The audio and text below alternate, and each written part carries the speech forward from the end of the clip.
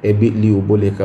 Saya dah bagi dah secara umum. Saya ingat saya tak mau ulang-ulangi sangat lah. Tapi saya begini, kita ni apa masalah kita? Tadi di IG pun saya telah jawab soalan yang sama. Tapi dah derma terbuka dan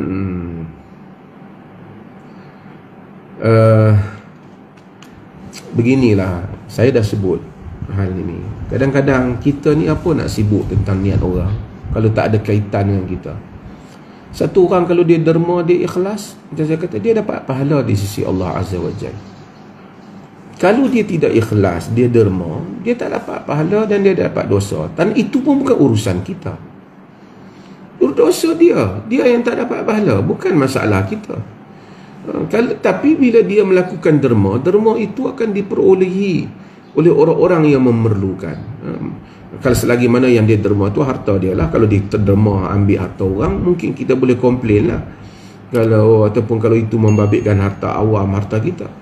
Tapi kalau dia telah derma harta dia, kemudian dia nak ikhlas ke, dia tidak ikhlas kan, bukan urusan kita. Kalau dia ikhlas, dia dapat pahala. Dia tak ikhlas, dia tak dapat pahala. Kalau dia tak ikhlas, kita tak rugi apa-apa. Kalau dia ikhlas, kita pergi kata kat dia, kita boleh dosa tak ada satu pasal. Di atas derma urusan orang. Kita nak mengkritik ni boleh, tapi kritiklah dalam perkara-perkara yang membangunkan negara dan membangunkan masyarakat, yang ada amal ma'ruf nahi mungkar. Mungkar yang nyata, ambil harta awam ke apa, bolehlah kita kritik. Benda tak tahu orang ikhlas tak ikhlas, ni pulan riak tak riak, what is your problem? That is not our business, bukan urusan kita. Min husnil islami mar'i tarkuhu ma la ya'ni. Tanda baik Islam satu orang tinggal benda yang tak ada kaitan dengan kita. Tapi saya tak kisahlah. Individu yang kata tu pun, saya pun pernah kena dengan dia, pernah kafir lah apa dulu. Tapi tak apalah, hidup ni macam tu lah.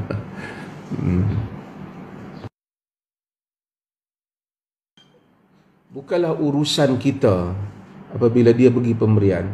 Kita nak tahu masalah dia ikhlas, dia tak ikhlas.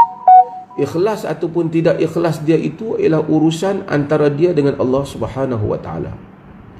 Jadi kita ni, itu dia dengan Allah. Ikhlas ni rahsia antara seorang hamba dengan Tuhannya. Jadi kalau dia ikhlas, dia mendapat pahala. Jika sekiranya dia tidak ikhlas, dia tak dapat pahala, bahkan dia mendapat dosa. Tetapi orang yang mana yang dia pergi bagi tu, kalau orang miskin ke, fakir miskin, orang tu akan dapatlah keperluan yang dia bagi. Bila satu orang telah dapat keperluan apa yang dia bagi, maka kalau orang tu miskin, kita taklah perlu lagi menolong dia, kerana dah ada pihak yang menolong jika pertolongan itu mencukupi. Maka dengan itu kita tak payahlah duk fikir dia ikhlas ke tak. Itu urusan dengan Allah, dia dengan Allah je lah. Kan, kalau kita nak bagi pendapat, nasihat tentang keikhlasan, kita cakap tajuk umum tentang keikhlasan. Itu tidak menjadi masalah lah, kita boleh cakap. Tapi nak judge orang itu ikhlas, tidak ikhlas, itu urusan antara seorang hamba dengan Allah Subhanahu wa taala. Bukan urusan kita pun. Min husnil islami mar'i tarkuhu ma la ya'ni. Hadis riwayat Ibn Majah. Di antara tanda baik Islam satu orang tu, dia tinggal benda yang tidak ada kaitan dengan diri dia. Tidak ada kaitan dengan kita soal ikhlas orang. Amalan-amalan peribadi individu ni, orang sembahyang di masjid, dia ikhlas kata ikhlas main masjid, urusan dia lah, bukan urusan kita. Melainkan kalau sekiranya dia pergi ambil duit tu, duit orang awam, duit kerajaan, tu kita bolehlah kritik dengan orang lain. Jika tidak membabitkan urusan dia dengan orang lain, harta orang lain, urusan diri dia saja, biarlah urusan diri dia. Janganlah kita, tak perlulah kita masuk campur. Individu yang sebut tentang Ustaz Abid Liu tu, sebahagian kita pun kenal lah, saya pun malas nak sebut lah. Dia bukan saja isu KP ni, ialah isu satu aliran, iaitu aliran Ahbash, yang kita telah berikan peringatan sejak dahulu lagi. Aliran Ahbash ni adalah merupakan satu aliran yang memang memang begitu sifatnya, mengkafirkan. Kafir Ibn Taymiyah, kafir Ibn Qayyim, kafir Al-Qaradawi, kafir Al-Buti, kafir saja. Kalau setakat aliran macam tu nak kafirkan orang yang dia tak setuju, tak pelik lah. Tak pelik. Sebab tu menubuhkan pertubuhan tertentu, kemudian menamakan pertubuhan tu sebagai Ahli Sunnah wal Jamaah. Ini Ahli Sunnah wal Jamaah ni adalah satu jenama yang bukan untuk pertubuhan. Ia adalah merupakan nama untuk satu aliran yang mana di atasnya jalan para sahabat radhiyallahu anhum ajma'in. Jadi saya tak naklah ulas individu tu, tapi maksudnya begitulah.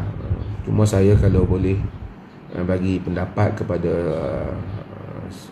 saudara Ebit Liu, saya rasa bahawasanya dia tak payah simpanlah hati sangatlah benda-benda macam tu. InsyaAllah saya pun percaya, InsyaAllah kalau dia ikhlas tak ada masalah. Tak simpanlah. Memanglah dalam dunia ni macam tu ya.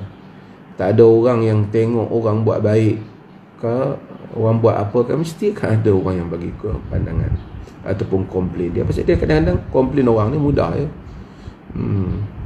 Kadang-kadang kita tengok penyanyi bukan kerja apa, menyanyi nak menghibur orang pun ada orang komplain. Orang nak buat baik ada orang komplain, tapi tak apa. Kita mudah-mudahan Allah Ta'ala tambahkan pahala kebaikan pada kita di atas apa yang ujian yang Allah. Dan juga mungkin juga Allah ingin membaiki diri kita semua tentang amalan-amalan yang kita lakukan untuk kita semak amalan, insyaAllah.